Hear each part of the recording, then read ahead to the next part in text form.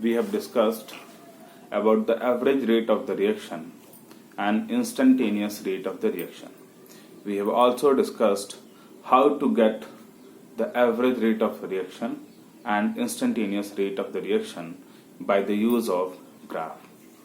Today we will start with knowing the units of rates of the reaction. We know rate of reaction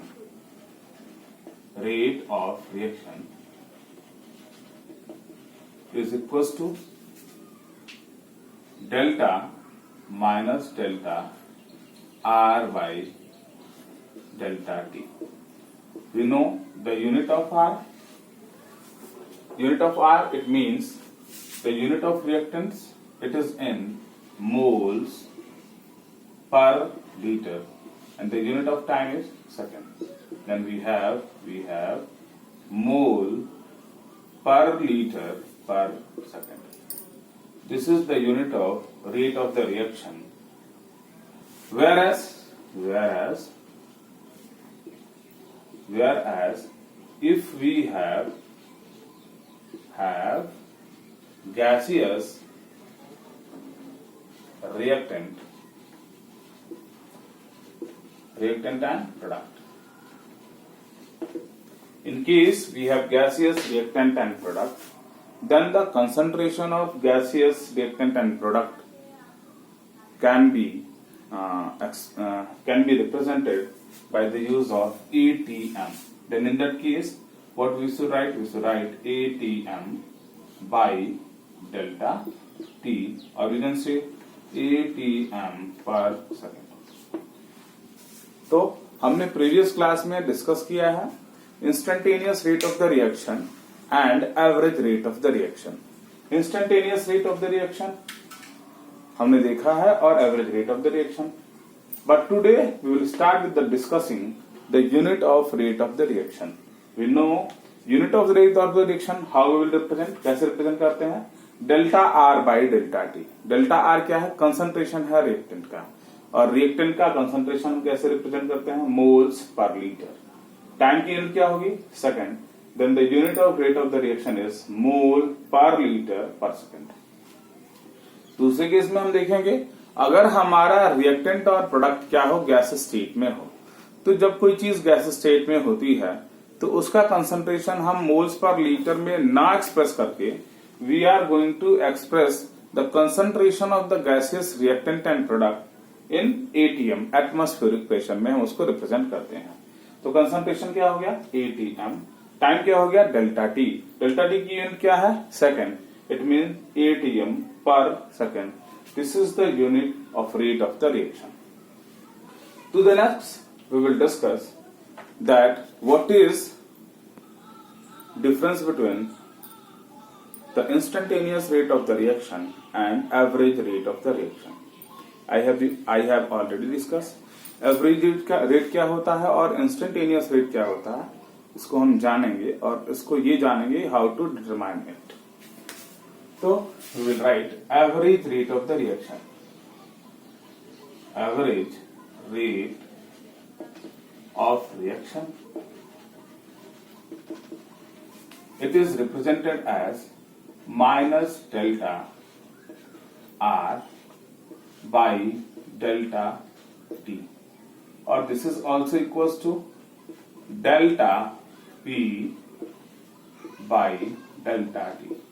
You know delta R is equals to R2 minus R1 by T2 minus T1. In case of product, in terms of products, what we will write? P2 minus P1, and delta T is equals to T2 minus T1. This is how we know the average rate of the reaction. To the next, if we want to get the instantaneous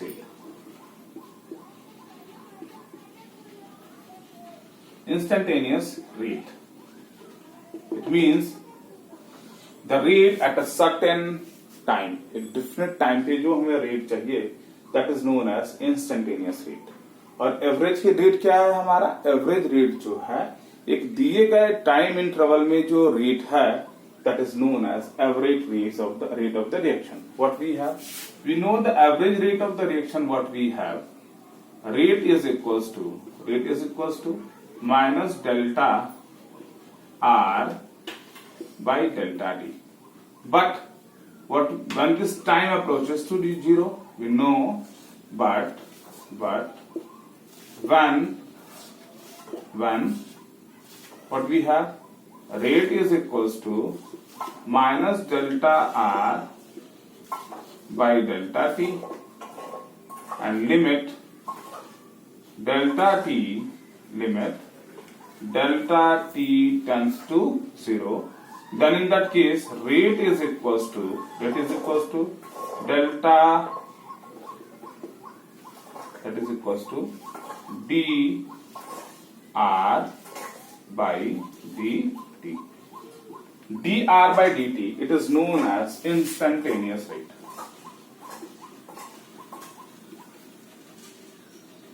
Instantaneous rate when delta t time interval approaches to 0. Time interval अगर zero की तरफ approach कर रहा है तो हम बोलेंगे ना कि एक डिफरेंट टाइम पे हम रेट जानना चाहते हैं। तो एवरेज रेट हमने क्या कहा कि दो दिए गए टाइम के बीच में जो रेट हम डिटरमाइन करते हैं, डेल्टा टी है ना, डेल्टा टी का मतलब होता है T2 माइनस T1। दो टाइम के बीच में जो रेट है that is known as average rate of the reaction. और इंस्टेंटेनियस रेट क्या है कि जब time interval delta T T2 minus T1 जब जीरो की तरफ अप्रोच करने, जो चेंज है डेल्टा टी का वो जीरो की तरफ अप्रोच करने लगे, यानी कि हम क्या बात कर रहे हैं, दिए गए समय डिफरेंट टाइम की बात कर रहे हैं, डेल्टा टी की नहीं, टी की बात कर रहे हैं। तो at that time instantaneous rate को हम रिप्रेजेंट करते हैं D R by, and here minus sign, I forget, minus D R by D T. अब इसी चीज को हम एक बार ग्राफिकल मेथड से जानेंगे। Let us see. We know the average rate of the reaction is represented as this, and instantaneous rate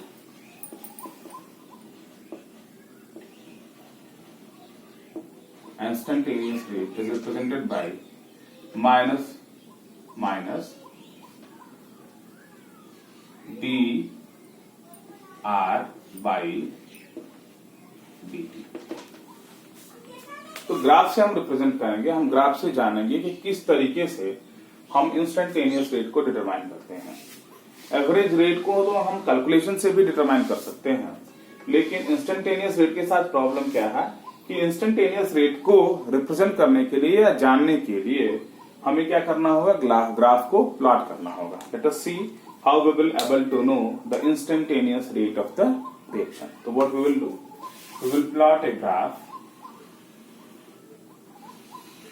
This is the concentration of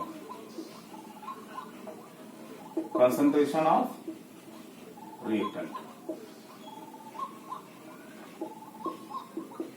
and this is time. We know the graph is like this.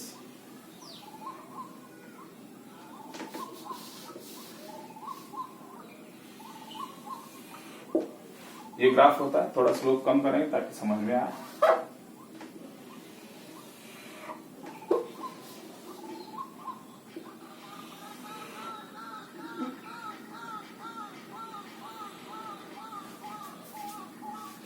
If we want to get the average rate of the reaction, average rate जानना है, हम एक एक करके discuss करेंगे। Average rate को हमको जानना है, तो if you want to determine the average rate, then we will mark the time between which we want to measure the average rate. हम क्या करेंगे, अगर एवरेज रेट हमको जानना है तो वह टाइम में मार्क कर देंगे जिसके बीच में हम एवरेज रेट को जानना चाहते हैं। दो टाइम इंटरवल होगा। Let's say this one is known as, we will write here, this is like this is known as T1, and between this is known as T2. We'll join it on the y-axis too. This is R2 and this is R1. Then by putting the values, by the use of graph, what we will write, rate is equals to, and which rate? Average rate. average rate is equals to what we have, R2 minus R1 by T2 minus T1. Or we can write, if we subtract value of R2, we will have value of R2 here, R1 here, we will subtract R2, we will subtract R1 from R2. What we will got? We will got minus delta R by delta T. And when we will divide it, we will got average rate of the reaction. तो क्या है, average rate of reaction जानने के लिए graph में ही हम क्या करेंगे, दो टाइम को मार्क कर लेंगे, क्योंकि हमें क्या चाहिए, T2 माइनस T1। मान लिया ये T2 है और ये T1 है, यहां हमने मार्क किया। T2 पे जो कंसंट्रेशन होगा उसको जान लेंगे, that is known as R2, और T1 पे जो कंसंट्रेशन होगा that is known as R1। अब क्या करेंगे, R2 माइनस R1, हम जानते हैं R2 कम है, देखिए R2 कम है और R1 ज्यादा है, यहां देखिए। तो R2 में से R1 कम में से ज्यादा माइनस करेंगे तो माइनस मिलेगा हमको, लेकिन R की वैल्यू हमारी यहाँ होगी, and T2 minus T1 we will have here. जब T2 माइनस T1 यहाँ रखेंगे तो जब इसको डिवाइड कर देंगे तो हमको क्या मिलेगा, average rate of the reaction. तो दिस इज हाउ, इस तरीके से हम ग्राफ से average rate of the reaction को निकाल सकते हैं, कैलकुलेशन से भी निकाल सकते हैं, कैलकुलेशन से भी निकाल सकते हैं। The next is that if we want to get the instantaneous rate of the reaction, instantaneous rate हमको चाहता है, we require instantaneous rate of the reaction, then how we will find the instantaneous rate? तो instantaneous rate के लिए क्या है, at a definite time, एक दिए गए समय पे हमको instantaneous rate चाहिए। तो एक टी मिलेगा हमारे पास, क्योंकि इंस्टेंटेनियस रेट में जब एवरेज रेट में डेल्टा टी जीरो की तरह अप्रोच करता है, यानी कि T2 माइनस T1 बहुत कम होता है, तो एक टाइम मान लेंगे। तो at that time we want to get the instantaneous rate. Suppose this is the time at which we want to determine the instantaneous rate. तो ये पॉइंट मिला हमको, इस ग्राफ पे ये पॉइंट मिला जिसमें हमें इंस्टेंटेनियस रेट को जानना है। तो क्या करेंगे, we will plot a tangent, इससे एक हम टेजेंट प्लॉट करेंगे, इससे टेजेंट जो है हम उसको ड्रॉ करेंगे, and what we will have like this is the time when we want to calculate the instantaneous rate. हमने टेजेंट को ड्रॉ किया और फिर टेजेंट को हम क्या करेंगे, मिलाएंगे, देखिए like this point we will add it here, this point we will add it here, this point we will add it here, and this point we will add it here. हमने क्या किया, टेजेंट्स, हमने जिस पॉइंट पे instantaneous जानना है, जिस point पे ग्राफ के जिस पॉइंट पे हमको इंस्टेंटेनियस रेट को डिटरमाइन करना है, वहीं पे हम क्या करेंगे, एक टेजेंट को ड्रॉ करेंगे, और टेजेंट को ड्रॉ करने के बाद उसके स्लोप को जानेंगे। तो स्लोप क्या हुआ, ये टेजेंट कहीं भी बढ़ा सकते हैं, अपने विल के अकॉर्डिंग कहीं भी बढ़ा सकते हैं। तो हमने क्या किया, इतना बड़ा किया, और हमने इस पे क्या मार्क किया, हमने मार्क कर दिया R2, और ये क्या होगा हमारा R1, ये हमारा क्या होगा T1, और ये हमारा क्या होगा T2। तो इस तरीके से हमने जब मार्क किया इस पॉइंट को टेजेंट ड्रॉ करके, तो हमको क्या मिलेगा, हमको मिलेगा what we have dr, we will have instantaneous rate, और instantaneous rate क्या हो जाएगा हमारा, we have R2 minus R1 by T2 minus T1. This is how, by putting the value of R2 and R1 by drawing the tangent, when we will have, this one is delta R and this is delta T. When we will divide it, we will got instantaneous rate of the reaction. तो इस तरीके से हम, let us consider different type of reaction, and by balancing it, we will write the rate of the reaction. It means if we have a balanced chemical equation, then we will write the rate of the reaction. Let us see how we will write. Let us consider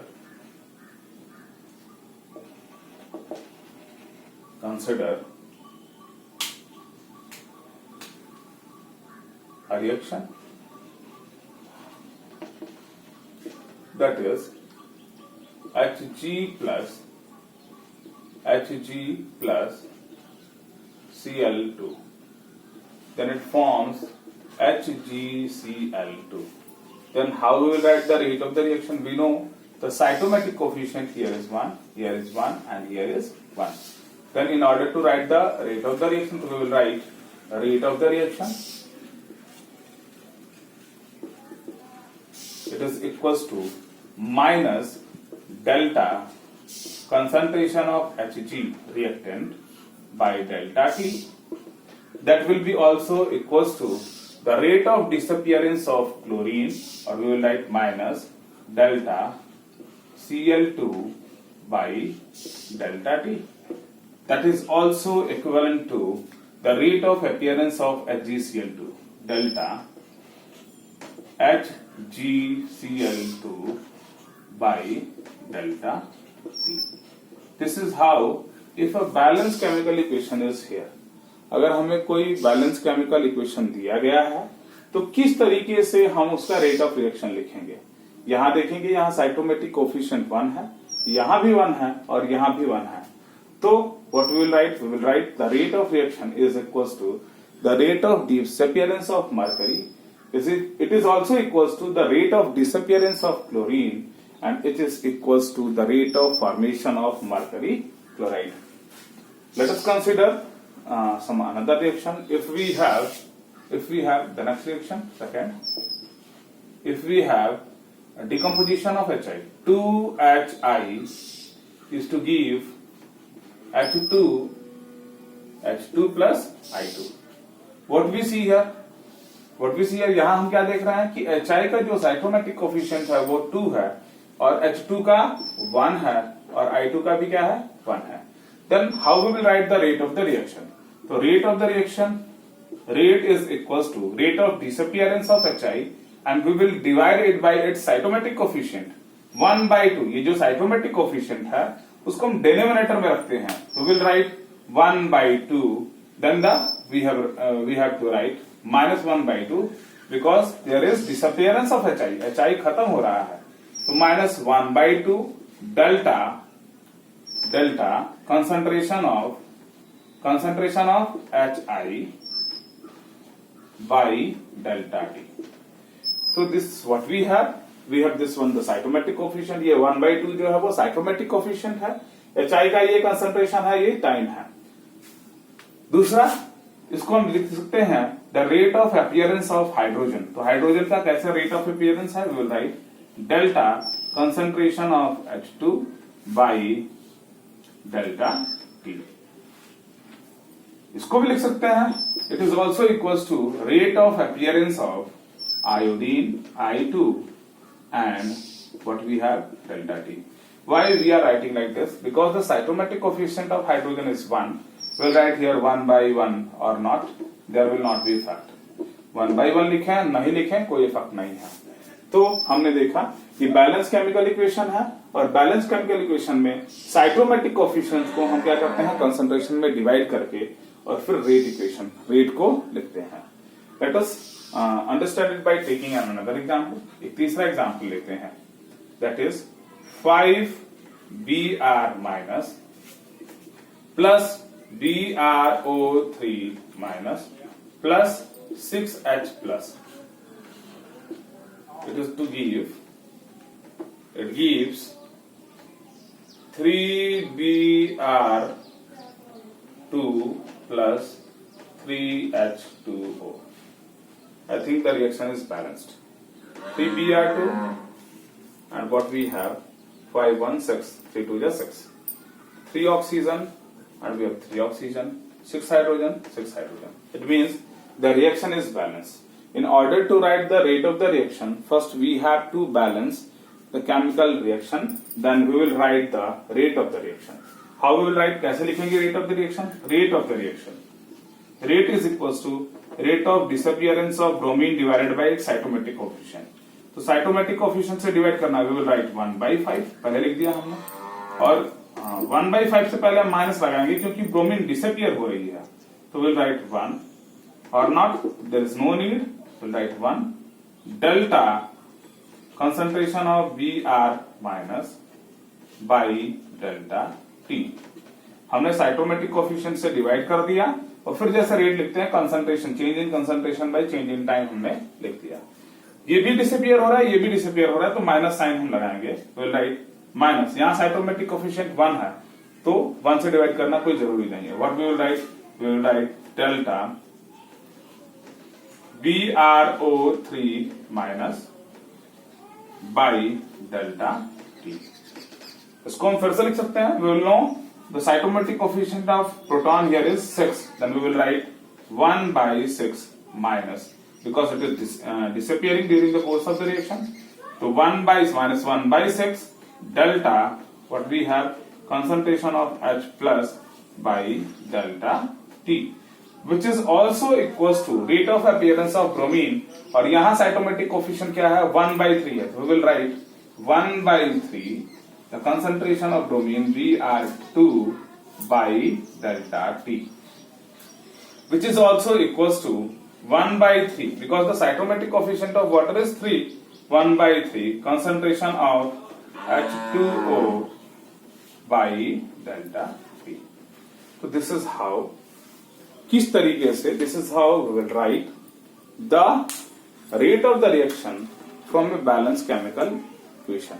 अगर हमारे पास balance chemical equation है तो rate of the reaction लिखने के लिए सबसे पहले balance chemical equations को लेंगे और हम लिखते हैं, रेट लिखते हैं क्या, कंसंट्रेशन बाय टाइम, तो वैसे ही लिखेंगे concentration, change in concentration by time. हम जानते हैं रिएक्टेंट का कंसंट्रेशन कोर्स ऑफ रिएक्शन में डिक्रीज करता है, तो रिएक्टेंट के टर्म में हम माइनस साइन लगा देंगे, minus delta R by delta T.